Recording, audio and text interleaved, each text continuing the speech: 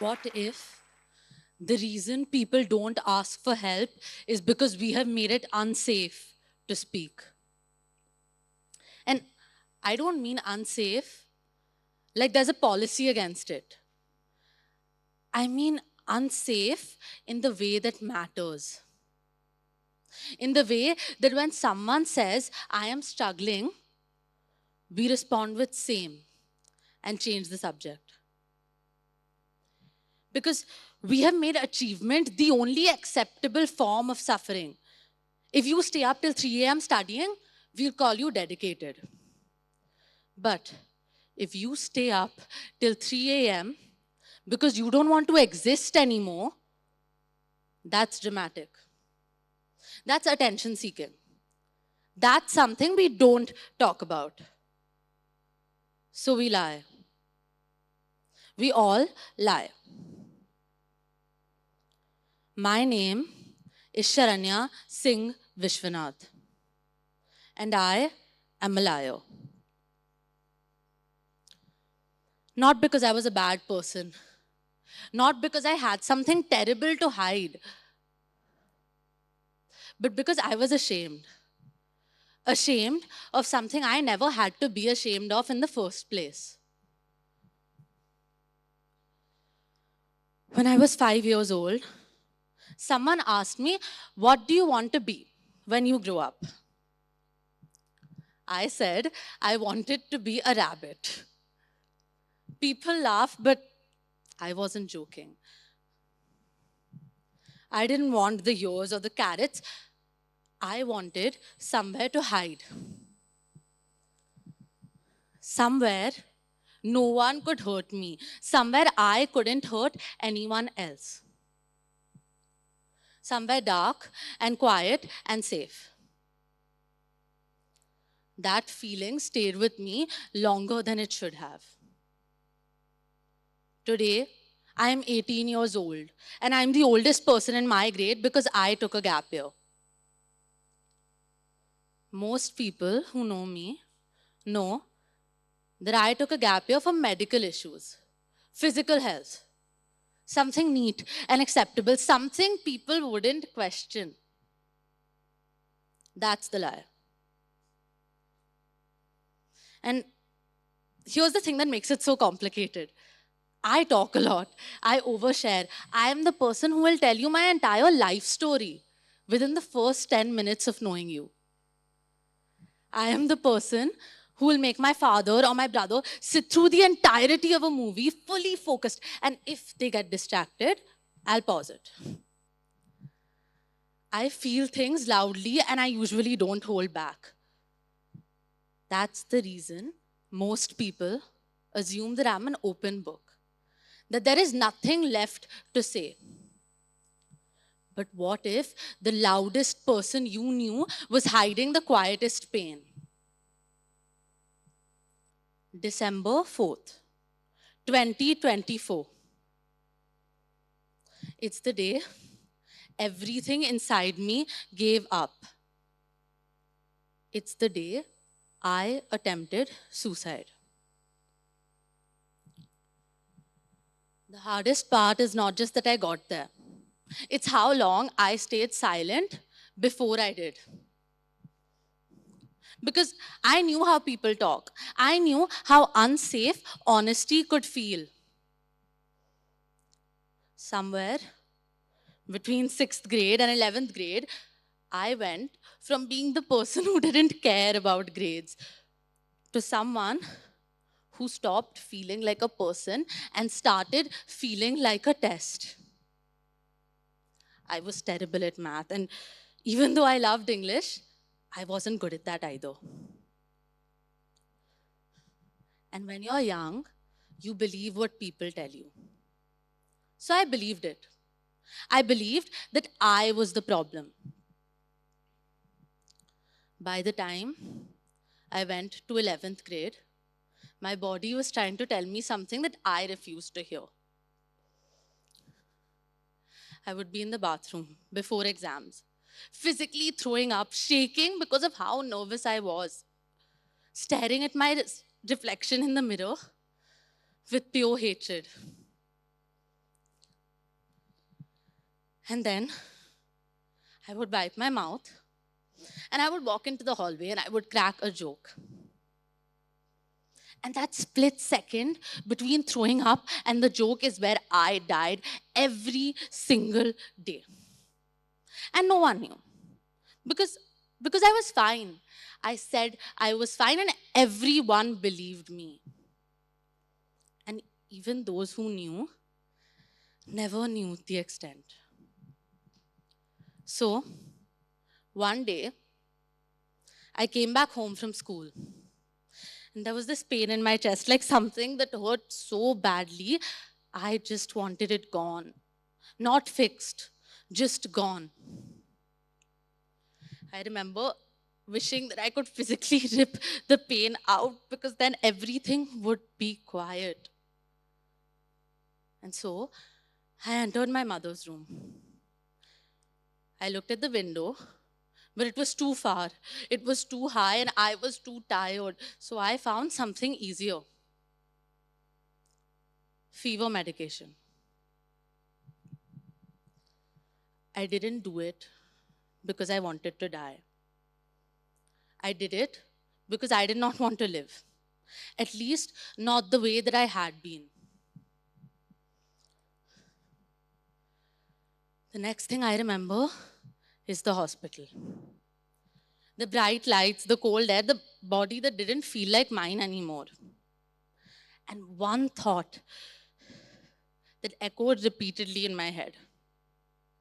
I couldn't even do this right. I remember I had a realization on that hospital bed. I finally got what I wanted. I finally got what 5-year-old me had wished for. I was the rabbit and I was in that hole. But no one told me that a hole and a grave look exactly the same from the inside. That's when someone walked in the room. My best friend's mother. She didn't fix anything.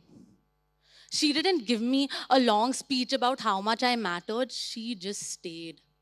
She didn't leave when things got uncomfortable. And I need you to understand what that means because this is the part we get wrong. Staying doesn't mean having perfect words. It doesn't mean saving someone with some profound sentence. It means being there when things are ugly. It means sitting in silence when there is nothing left to say. That's it. Sometimes saving someone's life can be that simple and that hard at the same time. But not everyone did. There was a friend, a best friend, someone who I had had sleepovers with, someone I had binge watched TV shows with, someone I had sat next to in every single class, someone I had trusted enough to tell the truth to. But once I did, she stopped talking to me. And for a long time, I blamed her. But now, I realize something. We are never taught how to stay. We are never shown what staying looks like. So sometimes people leave, not because they don't care, but because they were never taught how to care. 3 months into my gap year, I got a message. A friend from 10th grade, someone that I had known since 2nd grade, was gone. She was the girl who shouted at me in our math tuitions when I would gossip instead of studying. She had this way of taking every single thing so seriously that it made you want to take yourself seriously too.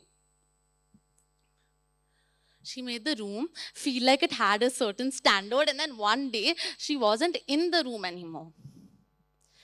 But what breaks me the most, what I will hold with me for the rest of my life, is that I didn't tell her the truth. I didn't tell her, not once, that I understand, That thing that you're feeling right now, I felt it too, and I'm still here. I didn't tell her any of that because I was still the girl who took a gap year for physical health, for medical issues. I was still the girl who had it all put together. I don't know if my words could have changed anything, but I do know that I never gave them the chance to. So that's why I'm speaking today, because I understand, because I want you to speak too. Globally, 800,000 people, and just close to that number, die by suicide every year. That's one person every 40 seconds. And I can't help but wonder how many of those people had a rabbit in their head telling them to hide. How many of those people needed one person, just one, to say, I understand. Your existence, your life makes a difference to me. So here's what I've learned. We create unsafe spaces not through cruelty, but through acceptance. We accept, I'm fine, as the end of a conversation rather than the beginning of one. We make people feel like their pain is a burden instead of something we can hold together. We accidentally teach people that their struggle is something to be ashamed of, that asking for help is a weakness. So please, just stay. I often question, what if I had died that day? What if my attempt had worked? What if it was too late when my mother found me in her room? What if we got to the hospital too late? The truth is, I would have missed convincing my friends to hang out with me instead of studying for their final IB exams. And I would have missed watching 10 Things I Hate About You with them last week. I would have missed Googling how to get abs in 5 minutes with my brother at 2 a.m. I would have missed rewatching How I Met Your Mother. And I would have missed watching the terrible spin-off of How I Met Your Mother. I would have missed the joy on my best friend's face when she got into Cambridge. I would have missed convincing my father to come watch musicals with me. And yes, that seems small because it is small. But life isn't saved by big purposes. Life is saved by small, silly, ordinary moments that you almost missed. So I started out again. I started 11th grade again in a new school. And I was different because I was fully myself.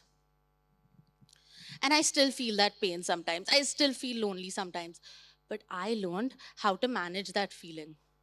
I learned how to manage that feeling because I spoke, because I asked for help. And you can only learn how to manage that feeling if you speak. So for anyone who is still counting down, who still thinks leaving is the right decision, think about this. Yes, maybe the pain will go if you leave. But tomorrow will still come and it'll be different without you in it. Because what if tomorrow is the best day of your life? What if tomorrow is the first time you meet your best friend? What if tomorrow you order chocolate ice cream and watch your favorite show? What if tomorrow you stand in front of people or you look into the mirror and you think, I'm so glad that I stayed. Because today, I get to stand here and tell the 5-year-old me who wanted to be a rabbit that the rabbit was a liar and that that hole was a grave. I get to tell the 16-year-old me who thought that she would die that day that we lived. We got to experience life. And we're so glad that we did, and we are still waiting for tomorrow. My name is Sharanya Singh Vishwanath, and I am not a liar. Thank you.